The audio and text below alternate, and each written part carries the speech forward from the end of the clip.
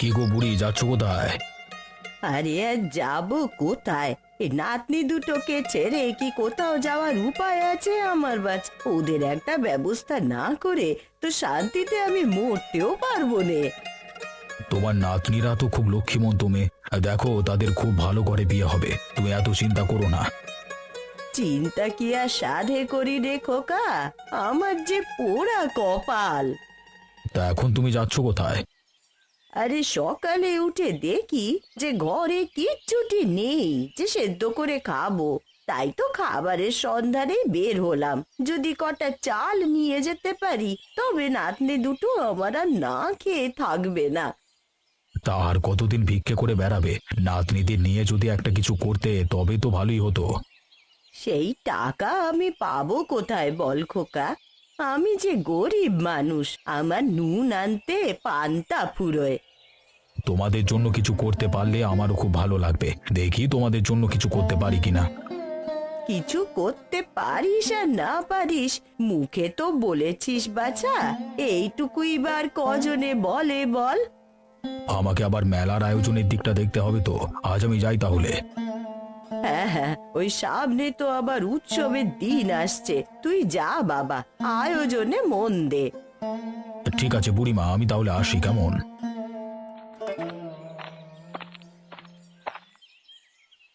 দেখ না দিদি, মাঠে মনে হচ্ছে কোনো শাক আর অবশিষ্টই নেই। তাই তো দেখছি রে, ও পাড়ার হারুর বউটা সব শাক তুলে নিয়ে গেছে। সকাল নেই দুপুর নেই, 3 বেলায় শাক তুলে বেড়ায় মাঠে মাঠে। হারুর বউয়ের দোষ দিয়ে আর কি হবে দিদি, আমরা নিজেরাই তো বেশিরভাগ সময় মাঠে শাক তুলে নিয়ে যাই। কি আর করব বল, ঠাকুমা যে একা একা এই সংসার আর চালাতে পারছে না রে। আর এই বয়সে ভিক্ষাবৃত্তি তাকে মানায় না। আমরা নিজেরা যদি একটা কিছু করতে পারতাম তাহলে ঠাকুমার দুঃখ ঘুচতো, কিন্তু কি করব আমরা?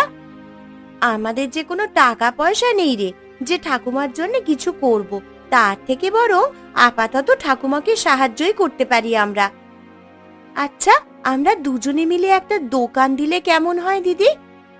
কিন্তু দোকান দিতে যে অনেক খরচ রে, সেই টাকা আমরা পাবো কোথায়? সেটাও কথা, এত টাকা আমরা পাবো কোথায়? তার থেকে চল আমরা বরং অন্য কিছু ভাবি। শোন, এত ভাবাভাবির কিছু নেই, আমাদের যে কোনো টাকাই নেই রে। তার থেকে চল আমরা শাক তোলায় মন দিই। আজকে তো তেমন শাক আর পেলাম না রে। এই কয়টা কচু শাক দিয়ে কি রান্না করবি দিদি? চল আমরা বরং বড় নদীর ঘাটে যাই। সেখানে শুনেছি নদীর পাড়ে অনেক কুচো চিংড়ি ভেসে আসে।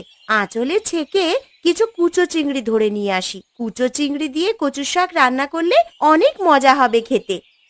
হ্যাঁ দিদি, তোর হাতের রান্নায় তো জাদু আছে। ঠাকুমা বলে তুই মায়ের গুণ পেয়েছিস রান্নার। এখন চল তো, আর দেরি না করে বরং নদীর ঘাটে যাই। হ্যাঁ হ্যাঁ দিদি, তাই চল।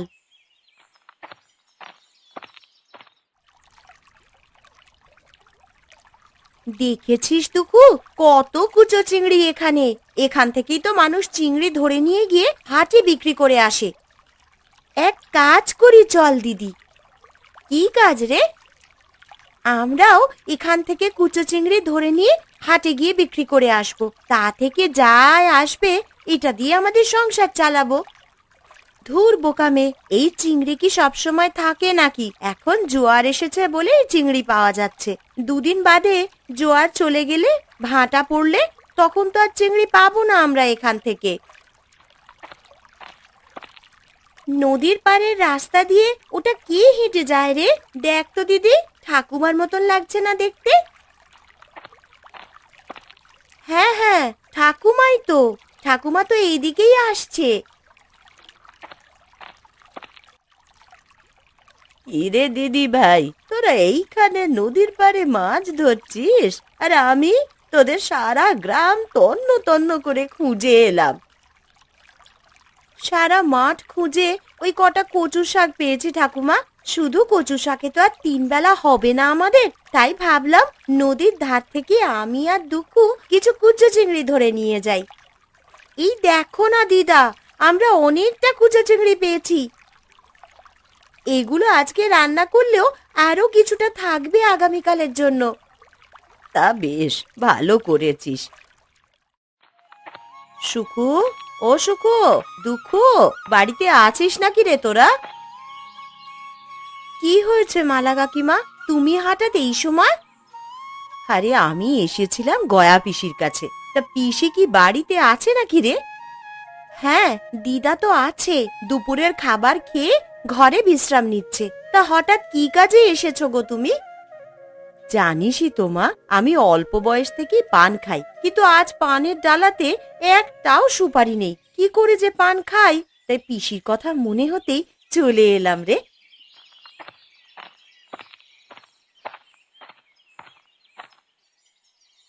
দেখো, অনেক কষ্ট করে ওই মুখুজ্জে বাড়ির গাছ থেকে লুকিয়ে লুকিয়ে সুপারি নিয়ে আসি আমি।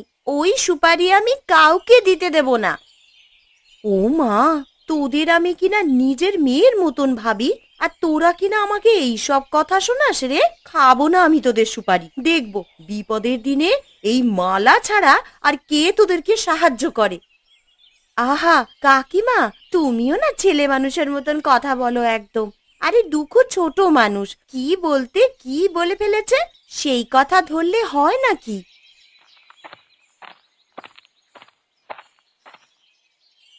কি রে, বাইরে এত আওয়াজ কিসের? কি হলো আবার?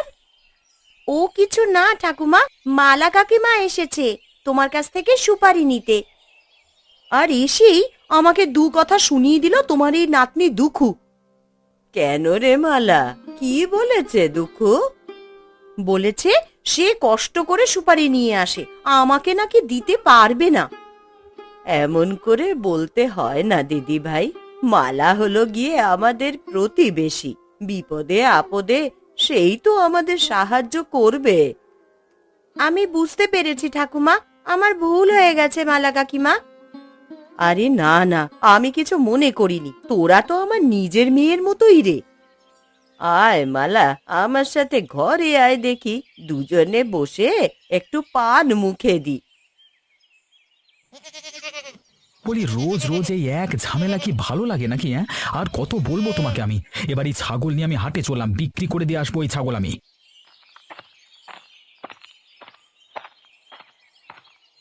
তোর সাহস তো মন্দ নয়, আমার ছাগল নিয়ে তুই হাটে গিয়ে বিক্রি করবার কথা মুখে আনিস কি করে? তা কি করবো শুনি? তোমার এই বজ্জাত ছাগল যে আমার পাহাড়ি মশলার গাছগুলো সব খেয়ে ফেলেছে। এভাবে খেতে থাকলে আমার গাছগুলো তো আর বড়ই হবে না। কত গাছ খেয়েছে তোর শুনি, যে আমার ছাগল বিক্রি করে তা পোষাতে চাইছিস? হ্যাঁ, গাছ লাগিয়ে যত্ন নিয়ে পরে যদি সেই ছাগলে নষ্ট করে, তখন তো রাগ হবেই। তোমাকে কতবার বলি এই ছাগল বেঁধে রাখতে, তোমার তো কানে কথাই যায় না। কি বললি তুই?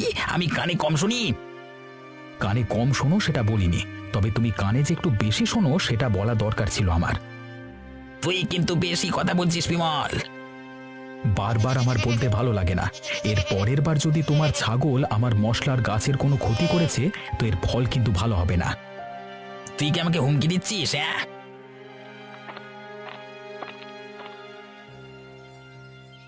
কি হয়েছে কাকা, তোমরা এইভাবে ঝগড়া করছো কেন? আরে দেখ না মা, আমার মশলার গাছগুলো এই বজ্জাত ছাগলটা রোজ এসে নষ্ট করে দিয়ে যায়। আমি বললেই কানু দাদা রাগ করে। এটা কিন্তু খুব খারাপ কানু কাকা। আরে মা, তুই ওর কথা বিশ্বাস করিস না, সব মিথ্যে বলছে ও। তা মিথ্যা বললে তোমার ছাগল বিমল কাকার হাতে গেল কিভাবে? মানে আমরা বুঝেছি কাকা, এখন তোমার ছাগলটাকে একটু বেঁধে রাখলেই তো পারো, নিজেদের মধ্যে তাহলে আর গন্ডগোল হয় না এত। হ্যাঁ হ্যাঁ, করবো করবো। আমরা এসেছি গায়ের মেলা কবে বসবে সেটা জানতে। চলো সবাই মোড়লের কাছে যাই, এই নিয়ে কথা বলতে হবে। কি ব্যাপার, আজকে সবাই একসাথে এলি যে? কোনো ঝামেলা হয়েছে নাকি আবার? আগে না মোড়ল মশাই, আমরা সবাই এসেছি আর গ্রামে যে মেলাটা হয় সেটা ব্যাপারে জানতে। আগে থেকে জানতে পারলে আমরা সবাই একটু জোগাড় যন্ত্র করে রাখতাম আর কি। এবার মেলাটা একদম অন্যরকম হবে, প্রতিবারের থেকে একদম আলাদা হবে এবারের মেলা। তাই নাকি? তাহলে তো খুব ভালো হবে মোড়ল কাকা। হ্যাঁ রে মা, এবারের মেলাতে অনেক রকম আয়োজন থাকবে, আর সাথে কিছু শহুরে বাবুরা আসবে আমাদের গ্রামের ঐতিহ্যবাহী খাবার খেতে। কেন কাকা, শহরে কি আমাদের গ্রামের মতন রান্না হয় না বুঝি?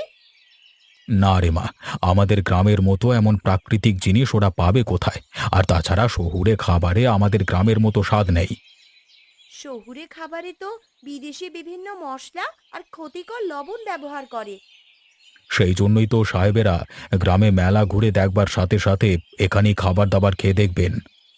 তাহলে তো বেশ ভালো হবে, আমাদের গ্রামের নাম শহরে ছড়াবে। হ্যাঁ, শুধু ছড়াবে না, তোদের উদ্যোগমূলক কাজ দেখলে তারা টাকা পয়সা দিয়েও সাহায্য করবে বলেছে। তাহলে তো আমাদের জন্য অনেক ভালো একটা উপায়। হ্যাঁ, যা যা, সবাই বাড়িতে গিয়ে মেলার প্রস্তুতিটা নে। কি গো পিসি, মেয়ে দুটো সেই কখন বেরিয়েছে, এখনো তো বাড়িতে ফিরলো না। পাছে কোনো বিপদ আপদ আবার হলো না তো? বালাই 60, বিপদ হবে আমার 70-এর। আমার নাতনিদের কেন বিপদ হতে যাবে শুনি? আর তাছাড়া ওরা খুব বুদ্ধিমতী মেয়ে।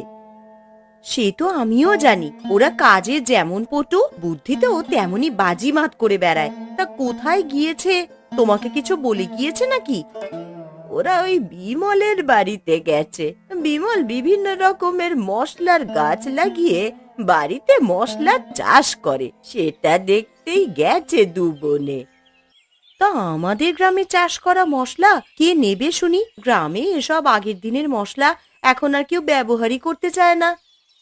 সবাই এখন বিদেশি মশলা ব্যবহার করলেও রান্নার স্বাদ কিন্তু আমাদের সেই আগের দিনের মতন আর হয় না রে। বিমলের গাছের মশলা দিয়ে আমার সুখু আর দুখু যা সুন্দর মাংসের ঝোল রান্না করে না, মুখে একেবারে লেগে থাকার মতো।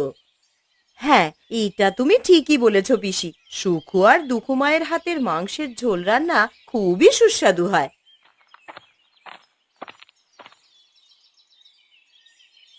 কি ব্যাপার গো মালা কাকিমা, আমাদের নিয়ে কি কথা বলছিলে তুমি? ঠাকুমার কাছে আমাদের নামে নালিশ দিচ্ছিলে বুঝি? বলি, আমি তোর কোন জনমের শত্রু ছিলাম বলতো দুখু? আমাকে তুই একদম দেখতে পারিস না। আরে আমি মজা করছিলাম গো কাকিমা, তুমি তো দেখছি মজাও বোঝো না। হয়েছে হয়েছে, আর মজা করতে হবে না। এখন চল গিয়ে বরং ভাবি মেলার জন্য কি বানানো যায়। তা মেলা তো চলে এলো রে, আমরা আর কি বানাতে পারি বল? মোরুল কাকা বলেছেন আমাদের সাধ্য মতন মেলায় অংশ নিতে। শহুরে বাবুরা আসবেন আমাদের মেলা ঘুরতে, আর সেই সাথে আমাদের বানানো বিভিন্ন খাবারও খাবেন তারা। তাই নাকি রে? হ্যাঁ গো কাকিমা, হ্যাঁ। আর যাদের রান্না ওদের ভালো লাগবে তাদের জন্য বকশিসেরও ব্যবস্থা আছে।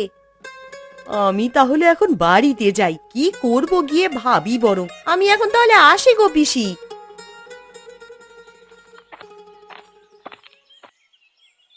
আমাদের ছোটবেলায় এই গ্রামে মেলা হলেই বাবা মাংস নিয়ে আসতো, বুঝলি দিদি ভাই। আমরা নতুন জামা বা শাড়ি পরেই মেলায় ঘুরতে যেতাম। মেলার দিনটা একটা বড় উৎসবের মতন করে কাটতো। কিন্তু আমরা তো সেইভাবে মেলাতে যাইনি কখনো ঠাকুমা। আর নতুন জামা, শাড়ি বা খাবার দাবার এগুলো তো আমাদের জন্য বিলাসিতা মাত্র। আমাদের যা আছে আমরা তাই নিয়েই সন্তুষ্ট ঠাকুমা, তুমি শুধু আমাদের পাশে থাকলেই হবে। তোদেরকে সেভাবে কিছুই দিতে পারি না আমি, আমার খুব খারাপ লাগে রে দিদি ভাই। তবে এবার আমি তোদেরকে দেব। আমার ঘরের বাক্সের ভেতরে নতুন 2খানি শাড়ি রেখেছি তোদের জন্যে। সত্যি ঠাকুমা? হ্যাঁ রে দিদি ভাই, সত্যি। এই বছরের শুরুতেই আমাকে 2টো শাড়ি দিয়েছিল মোড়ল, আমি সেগুলো তোদের জন্যে তুলে রেখেছি। তাহলে এবার মাংসের ঝোলটাই বাকি শুধু। সেটাও হবে রে দিদি ভাই, এবারে আমি তোদের জন্য কোনো কমতি রাখবো না। তোরা 2 বোনে তো খুব সুন্দর মাংসের ঝোল রান্না করিস। শহুরে বাবুরা আসলে তোদের হাতের মাংসের ঝোল খেয়ে যেন প্রশংসা করেন, সেইভাবেই তোরা রান্না করবি, বুঝলি? কিন্তু মাংস রান্না করতে গেলে যে অনেক মশলার দরকার হবে গো দিদা, সেগুলো পাবো কোথায়? তুমি তো বলতে তোমার মা নাকি বিভিন্ন জায়গা থেকে মশলা সংগ্রহ করে মাংসের ঝোল রান্না করতো। হ্যাঁ রে দিদি ভাই, সেই মাংসের ঝোলের কোনো তুলনাই হয় না। যেমন দেখতে হতো তেমনই খেতে ছিল তার স্বাদ। আমি চাই তোরা ঠিক তেমন ভাবেই এবারের মাংসের ঝোল রান্না করবি। মশলা সংগ্রহের ব্যাপারে আমি তোদেরকে ঠিক বলে দেব। আমাদের তাহলে বলে দাও কিভাবে কি কি মশলা জোগাড় করতে হবে, তাহলে আমরা এখনই মশলার জোগাড় শুরু করে দিই। হ্যাঁ, আর আমিও দেখি মাংস নিয়ে আসবো। তবে শোন, কিভাবে কি কি মশলা নিয়ে আসবি।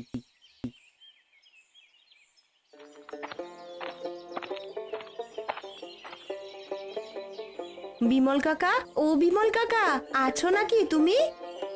হ্যাঁ রে মা, আমি গাছগুলোর একটু পরিচর্যা করছিলাম। গাছের গোড়ায় বড্ড আগাছা হয়েছে, তাই ভাবলাম এগুলো একটু পরিষ্কার করে দিই। আমরাও তোমার সাথে সাহায্য করতে চাই কাকা। কি সাহায্য করবি মা তোরা? আমি জল এনে গাছের গোড়ায় দিচ্ছি, আর দুঃখ বরং তোমার কাজে হাত লাগাবে। ঠিক আছে মা।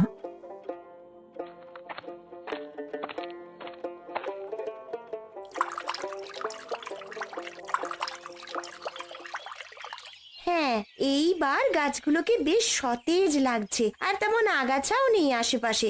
এবার গাছ বেড়ে উঠবে তাড়াতাড়ি। হ্যাঁ রে মা, তুই ঠিক বলেছিস একদম। তা তোরা এত সকাল সকাল কি করতে এসেছিলিস আমার কাছে? আমরা কালকে মেলার দিনে মাংসের ঝোল রান্না করব কাকা, তাই আমাদের কিছু মশলার প্রয়োজন, সেজন্যই তোমার কাছে আসা আর কি। ও এই কথা! তা আমাকে আরো আগে বলবি না তোরা? দাঁড়া, আমি এক্ষুনি তোদের মশলা দিচ্ছি। আমরা তাহলে এখন আসি কাকা, আমাদেরকে আরো কিছু মশলার জোগাড় করতে হবে। আর কি মশলা লাগবে? তেজপাতা লাগলে কানু দাদার বাড়িতে গাছ আছে, সেখানে গিয়ে চেয়ে নে মা। ঠিক আছে, আমরা তাহলে কানু কাকার বাড়িতেই যাই। আচ্ছা ঠিক আছে, কিছু লাগলে আবার আসিস তোরা।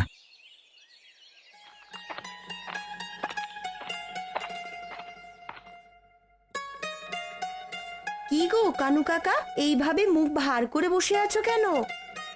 আর বলিস না মা, গাছের তেজপাতাগুলো পাড়ার পরে দেখি এগুলো সব অনেক ধুলোবালি লেগে গেছে। একা হাতে এত পাতা ধুয়ে শুকানো কি চারটিখানি কথা?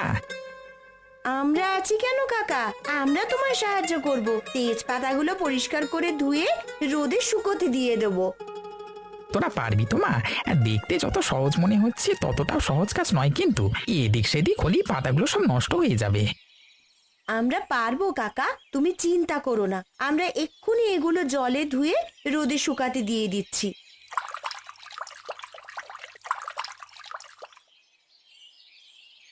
তোরা সত্যি অনেক ভালো রে মা, আমি একা হাতে এত কাজ করতে পারতাম না, আর তোরা সাহায্য করলি বলি আমার কাজ সহজ হয়ে গেল। কথায় আছে না কাকা, 10-এর লাঠি 1-এর বোঝা। তোমার একা কাজ করতে কষ্ট হতো, এখন আমরা সাহায্য করেছি বলেই তাড়াতাড়ি হয়ে গেল। হ্যাঁ রে মা, না হলে একা একা করতে অনেক সময় লাগতো আমার। তা তোরা কি করতে এসেছিলিস সেটাও তো বললি না। আমরা এসেছিলাম তোমার কাছ থেকে কিছু তেজপাতা নিতে। আসলে কাল মেলায় মাংসের ঝোল রান্না করতে আমাদের কিছু মশলার প্রয়োজন আছে কাকা। এই নে মা, যত লাগে নিয়ে যায় এখান থেকে। ইরে দিদি ভাই, মশলা পেলি তোরা? হ্যাঁ গো দিদা, তবে সব মশলা জোগাড় করতে পারলেও দুটো মশলা আমরা কোথাও খুঁজে পাইনি। সে কি কথা রে, কোন মশলা আবার খুঁজে পাসনি? জায়ফল আর জয়িত্রী, এগুলো দিলে তো মাংসের ঝোল অনেক মজার হয় বলেছিলে তুমি। হ্যাঁ রে, এইসব মশলা একত্রে মাংসে দিয়ে ঝোল রান্না করলে সত্যি অনেক মজার হয়, কিন্তু এখন যেহেতু পাসনি, আর কি করার বল, ওগুলো ছাড়াই বরং রান্না শুরু করিস। বলি, আমি থাকতে কি কোনো কিছুর অভাব পড়তে পারে নাকি আমার মেয়েদের? আমি নিয়ে এসেছি জায়ফল আর জয়িত্রী। সত্যি কাকিমা? হ্যাঁ রে মা, তোরা হলি কি আমার প্রতিবেশী, আমার মেয়ের মতন। তোদের কিছু দরকার হলে আমি কি না দিয়ে পারি বল? তাই তো ওপাড়ার হারুর বাড়ি থেকে মশলা নিয়ে এলাম তোদের জন্যে। তাহলে তো এবারে আমাদের রান্না খেয়ে শহুরে বাবুরা সবাই খুব খুশি হবেন। তার জন্যে ভালো করে রান্না করতে হবে দিদি ভাই। আমি মাংস এনে রান্নাঘরে রেখে দিয়েছি, তোরা তোদের কাজ সব গুছিয়ে রাখগে যা। ঠিক আছে ঠাকুমা।